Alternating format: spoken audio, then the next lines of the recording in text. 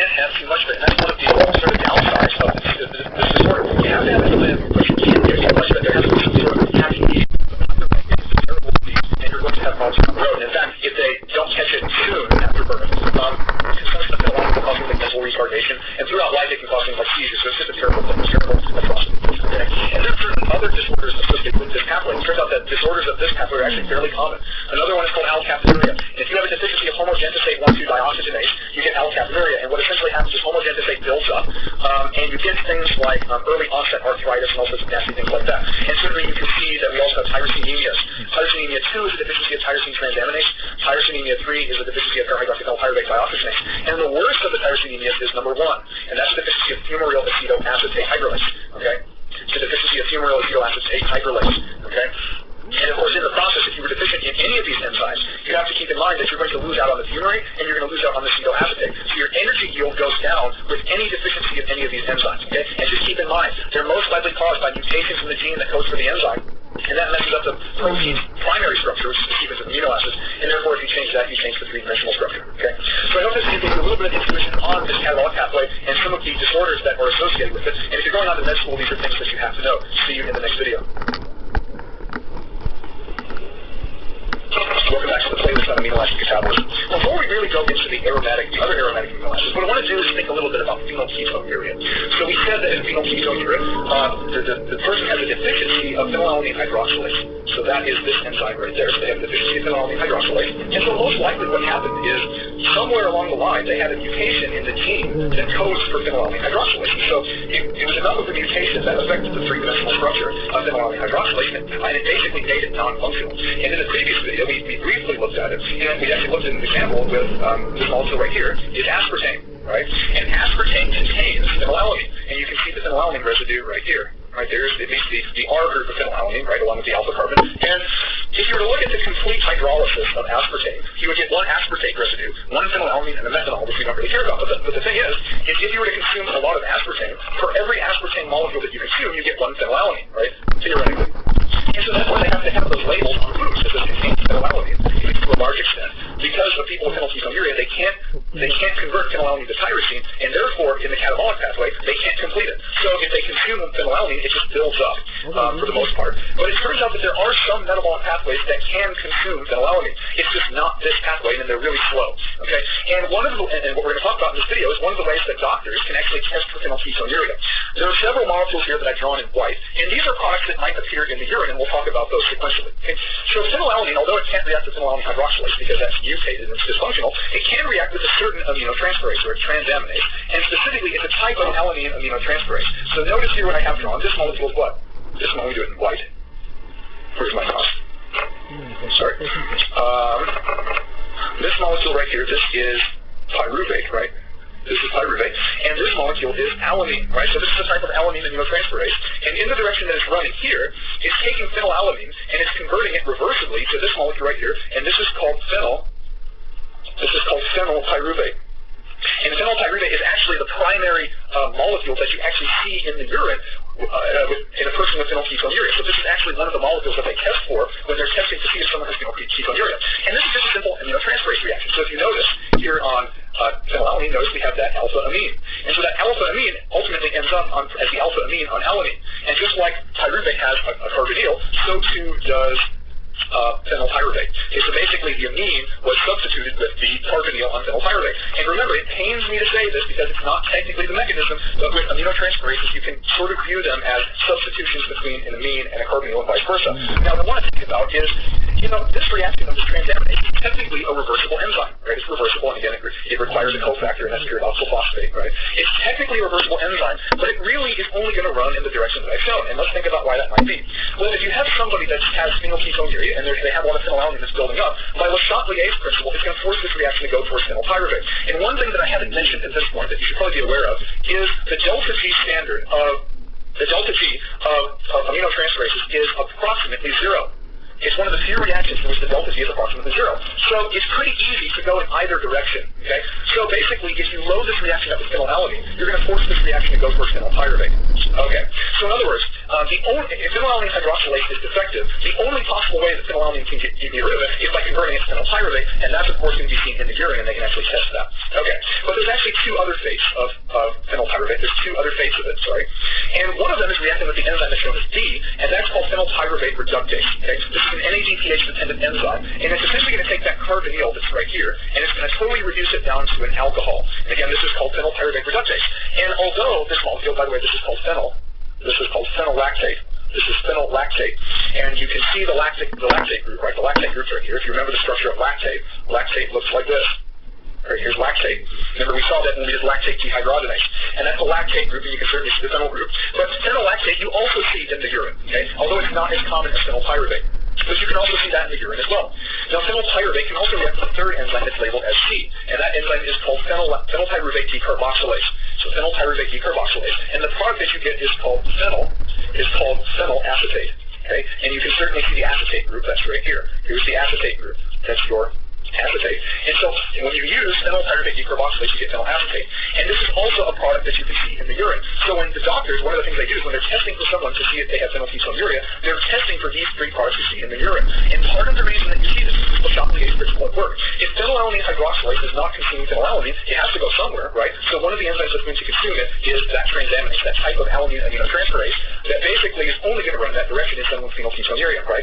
If you can't go in the phenylalanine hydroxylase direction, it's going to go the other direction. But remember that aminotransferases have a delta G very close to zero. So it can really go in either direction. It's just going to depend on is phenylalanine in higher concentration or is phenylpyruvate. And phenylalanine is probably going to be in higher concentration. So by Le Chatelier's principle, it's going to force the reaction to go towards phenylpyruvate. And that's the reason I've drawn it as a one-way arrow, because under this homeostatic imbalance condition, it's only going to go in that direction. And then it can either be reduced by NADPH by phenylpyruvate reductase, or it's going to go to the decarboxylase by phenylpyruvate decarboxylase. And you'll get phenylactate and phenylacetate respectively. So I'm going to give you a little bit of intuition on what actually happens to phenylalanine once you lose the ability to use phenylalanine hydroxylase. See you in the next video. Welcome back. In this video, what we're going to do is we're going to look at an alternate way to degrade tyrosine. Now, in a previous video, we looked at tyrosine catabolism. We saw how we degrade it to energy, right? We degrade it to fumarate, and we degrade it to two acetyl-CoA molecules, right? But in this one, we're actually going to degrade tyrosine to something else that can be used for a reason other than energy production. And what we're going to do in this video is we're going to look at the biosynthesis of three neurotransmitters respectively: dopamine, norepinephrine, and epinephrine. Okay? And the committed and rate-limiting step in this biosynthesis is catalyzed by tyrosine hydroxylase. Now, what I will mention at this point is this biosynthesis, or you can look at it as a tyrosine catabolism. This pathway, or this reaction scheme, is for the biosynthesis of something called catecholamines. Okay? Now, I'll go ahead and mention this because it's important. When we say a catecholamine, we mean it has an amine, and it has this characteristic catechol ring which I'm circling. This ring right here is a catechol ring. So all of the members, including L-dopa and after it, are catecholamines because they have this characteristic catechol. Okay? And the main catecholamines that we're always concerned with are dopamine, norepinephrine, and epinephrine. Okay? And this is the pathway that makes them. Okay, like I said, the committed step and rate-limiting step in this catabolism is done by tyrosine hydroxylase. And what this enzyme does is it hydroxylates tyrosine phenol ring at a position ortho to the hydroxyl group and meta to the beta carbon. So if this is your beta carbon right here, right, that's your beta carbon, and this is your hydroxyl group, right, it's hydroxylates at a position meta to the beta carbon and ortho to the hydroxyl group, right? And by the way, this is an iron 2+ dependent enzyme. It's a non-heme iron. Okay, so somewhere near the active site there's an iron 2+ cation that exists, and it's bound in there by negatively charged residues in the active site. And one of the things that the iron does is it associates with a coenzyme called tetrahydrobiopterin. And tetrahydrobiopterin is shown right here. Okay? Tetrahydrobiopterin is used to hydroxylate amino acids. Okay? We've already seen this coenzyme used before. We saw it in phenylalanine hydroxylase. So oftentimes when you are hydroxylating amino acids, this is the coenzyme that we use. We'll also see this in tryptophan hydroxylase. It's the same mechanism. Okay? So one of the atoms of molecular oxygen gets put on that position that's meta to the beta carbon, right? But the other atom of molecular oxygen gets incorporated into tetrahydrobiopterin in the 4-alpha position. And you can see that right here. Here's the 4-alpha hydroxy group on hydroxy tetrahydrobiopterin, right? But remember that hydroxy tetrahydrobiopterin is of no use to us, right? We're going to have to somehow regenerate its resting state tetrahydrobiopterin. And this is accomplished in 2 steps. Number 1, we're going to use 4-alpha hydroxy tetrahydrobiopterin dehydratase. And that's what step D is right here. This step right here is 4-alpha hydroxy tetrahydrobiopterin dehydratase. That's going to give us this molecule right here. This is called dihydrobiopterin. So that's here. Tetrahydrobiopterin CH. This is dihydrobiopterin. And it's going to get reduced by enzyme C. And that's dihydrobiopterin reductase. And it's going to to waste either NADPH or NADH and use the electron-reducing equivalent of the hydride to ultimately reduce dihydrobiopterin and tetrahydrobiopterin, and that regenerates the cycle. Now, what's important about tyrosine hydroxylase, besides the fact that it synthesizes L-DOPA, is the fact that it's regulated on several levels.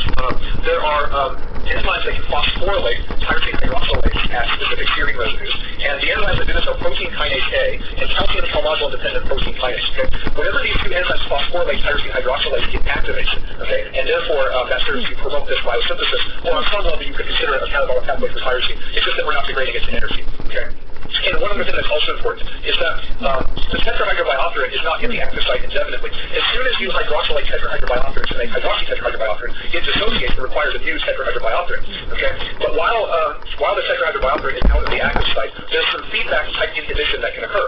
And if you look later in this pathway, and I'll go ahead and scroll over there now, you see that we synthesize dopamine, norepinephrine, and epinephrine. And these three catecholamines can actually come back into the active site of tyrosine hydroxylase, and they can sort of block tetrahydrobiopterin from getting into the active site. So what that serves to do is take away one of the substrates for tyrosine hydroxylase. If it can't get tetrahydrobiopterin into the active site and bind it to that non-heme iron, it can't do the reaction. So having said that, dopamine, norepinephrine, and epinephrine can come back and sort of do that pseudo type of feedback inhibition by preventing tetrahydrobiopterin from getting into the active site and acting as a substrate. But anyways, this creates L-DOPA. And by the way, these enzymes that we're talking about, both tyrosine hydroxylase and this one's aromatic amino acid decarboxylase, these two enzymes are expressed pretty much in every one of the, in all tissues or cells that produce these neurotransmitters. Okay, anything that produces dopamine, norepinephrine, or epinephrine, they all express these two enzymes, both tyrosine hydroxylase and aromatic amino acid decarboxylase. Okay, that's an AAAD here. Okay, so for instance, if you're looking at a cell that synthesizes dopamine, like the substantia nigra or the nucleus accumbens, they express these two enzymes. You're looking at the locus ceruleus, which makes norepinephrine, it has to have these enzymes, right? You're looking at the adrenal medulla, has to have these enzymes. So any cell that makes catecholamines has to have these two enzymes. What we're going to find is that the later enzymes after this can differ depending on the type of cell. But suffice to say, what aromatic amino acid decarboxylase does is it's going to decarboxylate the alpha position of L-DOPA. So this carboxyl group right here is going to get lost of carbon dioxide, and that's the carbon dioxide you see right here. And this is a pyridoxal phosphate-dependent reaction, so if you need to see the mechanism of pyridoxal phosphate-dependent decarboxylation, certainly go do that. But this is going to have exactly the same mechanism as all the other ones, okay? So if you look at glutamate decarboxylase, things like that, they all have the exact same mechanism. Okay, as long as it's pyridoxal phosphate dependent. And what this gives you is dopamine. Now, I'll go ahead and mention this now. We're not going to go into the physiology of neurotransmitters. We're just looking at their synthesis. Okay? But I will say this. Dopamine is released in large quantities by the nucleus accumbens and the substantia nigra. So that means that those cells have to express tyrosine hydroxylase and aromatic amino acid decarboxylase, right? But if they're releasing dopamine, you could make the argument that they're probably not expressing dopamine beta hydroxylase, and they're not. Okay, so in other words, a cell that is actively synthesizing dopamine and releasing it would not be making a whole lot of dopamine beta hydroxylase. It's simply not going to express that enzyme. Okay, but for instance, if you had a norepinephrine synthesizing cell, that one's going to be synthesizing a lot of dopamine beta hydroxylase because it has to have it to make norepinephrine, and that's what we're going to look at right now. So dopamine is going to get consumed by dopamine beta hydroxylase, and this is a very strange hydroxylase. This is not it's not a tetrahydrobiopterin dependent hydroxylase. It's actually an ascorbate dependent hydroxylase. So this molecule that you see right here, this one right here, this is called ascorbate, or sometimes it's referred to as ascorbic acid or even vitamin C. So this molecule, this is vitamin C, or we can call it ascorbate. And ascorbate is going to be oxidized. It's going to be oxidized into dehydroascorbate. So this molecule right here, this is dehydroascorbate. This is all part of the mechanism of the enzyme. And in the process, you're going to lose water, and you're going to hydroxylate one of the positions on dopamine. Specifically, it's this position right here. In other words, it's the beta carbon. Right? That's why this enzyme is called dopamine beta hydroxylase. Remember that the carbon that the amine is on, that was the alpha carbon, right? If we still had the carboxyl group, that would have been the alpha carbon. And this one, this carbon that is para to this hydroxyl group and would be meta to this one, right? That's the beta position, right? So this is dopamine beta hydroxylase. That's why it's called that. And it's just that ascorbate is using the mechanism in order to hydroxylate. You end up losing water and dehydroascorbate. In other words, dehydroascorbate is the oxidized version of ascorbate. And this gives you norepinephrine. And sometimes you may hear this referred to as noradrenaline. It's the same thing. But let's actually discuss why it's called norepinephrine. Okay, and to understand that, we need to also be looking at epinephrine. Okay, when you look at the name epinephrine, what that means is that it's synthesized by a structure above the nephron. Thus the name nephrin, epinephrine, right? So epinephrine synthesized by a structure above the nephron, or above the kidney. What is that structure? Well, it's the adrenal medulla. Right? The adrenal medulla, or we could say the adrenal gland as a whole, sits on top of the kidney. The central part of the adrenal gland is the adrenal medulla, and that's the part that synthesizes epinephrine. So that's why it's called epinephrine. Epi means above, so above the nephron. That's where the name epinephrine comes from. And it ends in "ine," this "in," because it's an amine. Right? If you look, here's your amine. Right? But if we're looking at norepinephrine, oftentimes we see nor in front of a word in biochemistry. That means that it's the molecule that comes right before the other one in the pathway. So for instance, norepinephrine comes right before epinephrine. That's where the nor comes from. Another example to illustrate illustrate the point, in morphine biosynthesis, the first substrate in the whole pathway is called norcoplarine. So the next molecule is coplarine. Norcoplarine to coplarine. Norepinephrine to epinephrine. So I hope that makes sense. Nor just means that it comes before whatever the suffix is in the pathway. So norepinephrine comes before epinephrine. Likewise, you might also see it written as noradrenaline comes before adrenaline. So sometimes you'll see epinephrine written as adrenaline. Now, back to norepinephrine. The enzyme that makes this is called dopamine beta hydroxylase. Now, let's think about what tissues or cells might express this. Well, the ones that aren't going to be expressing it are the ones that are going to be making and releasing dopamine, right? Because that would sort of, if they express this enzyme, that would sort of defeat the purpose, right? They're trying to make dopamine and they're trying to release it. So if they're actively consuming it to make another product, that would really defeat the purpose of dopamine biosynthesis. So if you're a cell like the substantia nigra or the nucleus accumbens that makes all the dopamine, you really want to express this enzyme very much, okay? But if you're a cell that is making norepinephrine and epinephrine, then you are going to be expressing this enzyme because you have to. For example, a cell that would express this enzyme dopamine beta hydroxylase would be something like the locus coeruleus, which is a nuclei in the brain that makes a lot of norepinephrine. Okay, that's its main function. Another example, sympathetic nerves that make norepinephrine, they would also have to express this enzyme because they're making norepinephrine. Likewise, the adrenal medulla, which makes epinephrine, would also have to express this enzyme because they're making the product that comes right before epinephrine, right? So they have to have this enzyme. Okay, and that gives you norepinephrine. And notice the difference. Norepinephrine has this hydroxyl group on the beta position, whereas dopamine does not. Okay. Now let's look at the terminal enzyme in the synthesis. This is called phenylethylamine and methyltransferase. Okay. Now, if you need to see where methyl groups come from, because this is a methyltransferase, certainly go back and watch the S-adenosine methionine video, and that's what this ADOMET is. ADOMET is often abbreviated SAN, and what this means is S-adenosine methionine. All S-adenosine methionine is just the universal methyl donor. Okay. So, for instance, if you look at norepinephrine, right? Notice how the only groups that are attached to the nitrogen are just hydrogens, right? And the whole rest of this molecule over here, right? That's it. But notice how in epinephrine there's a methyl group that's been attached to that nitrogen, right? That methyl group, this one right here, came from S-adenosine methionine. And whenever you transfer a methyl group from S-adenosine methionine, your product is always S-adenosine homocysteine, okay? And that's going to go back into the SAM cycle and you're going to regenerate SAM, okay? So SAM, S-adenosine methionine, ADOMET, whatever you want to call it, very important for biosynthesis. Certainly go back and watch the video on that. But phenylethylamine and methyltransferase is what's going to give us epinephrine. Now again, let's go back to thinking about what type of cells might express this. Would a cell that is wanting to synthesize norepinephrine express this enzyme? And the answer is no. Okay? So what we're starting to see is as you go further in this pathway, the amount of cells that are actually expressing these enzymes gets thinner and thinner, right? So a cell like the locus coeruleus that would be synthesizing and releasing norepinephrine would not make phenylethylamine and methyltransferase. But for instance, the adrenal medulla that makes epinephrine, like for instance the chromatin cells which release epinephrine would have to be making a large amount of this enzyme so they can make epinephrine. And there are a few nuclei in the brainstem that also make epinephrine. Okay? But the main producer of epinephrine is going to be the chromatin cells of the adrenal medulla. And they're going to be the ones that dump epinephrine into the blood when they get the appropriate stimulus from the nervous system. Okay, so let's do a quick recap of this biosynthesis. And on some level, you could consider it a tyrosine catabolic pathway.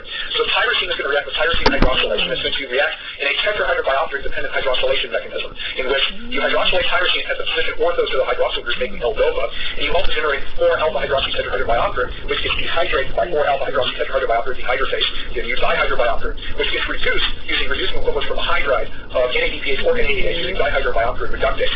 Now at this point we have L-DOPA, which will now react in a pyridoxal phosphate-dependent decarboxylation. It's the same mechanism that defines things like glutamate decarboxylase or aspartate decarboxylase and so forth. So aromatic decarboxylase removes the alpha carboxyl group as remember that dopamine will be synthesized in large amounts by cells of the nucleus accumbens as substantia nigra.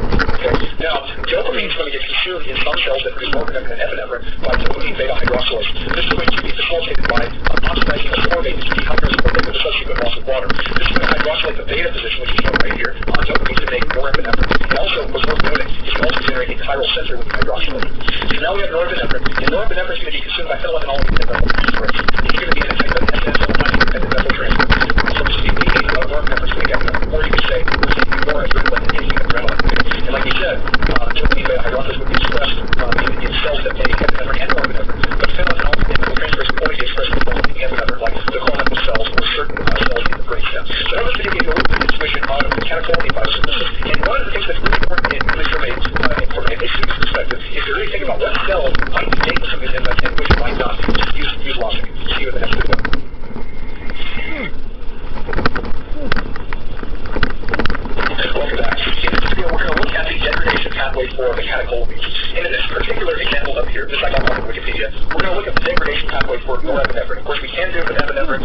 can do it for dopamine. And the good news is that if you're learning this degradation pathway, they're all going to follow in the same suit. Okay, now initially, there are two enzymes that can react with norepinephrine. One of them is referred to as catechol or methyltransferase. And what this enzyme is going to do is it's going to catalyze a bimolecular substitution reaction in which a methyl group is donated from N-dimensional methionine onto the hydroxyl group that's meta to the beta carbon. So notice that if we react with catechol and methyltransferase, it's this methyl group on the hydroxyl group that is meta to the beta carbon, right? Or we can say it's ortho to this hydroxyl group, right? So catechol and methyltransferase catalyzes the SN2 reaction of methyl group transfer from N-dimensional methionine to norepinephrine. And we can do the same thing for epinephrine, right? It's just that in epinephrine we have a methyl group that would be attached onto this amine, right? On this amine we would have a methyl group in epinephrine, and if we were dealing with dopamine, the beta hydroxyl group would not be there, right? Because dopamine has not reacted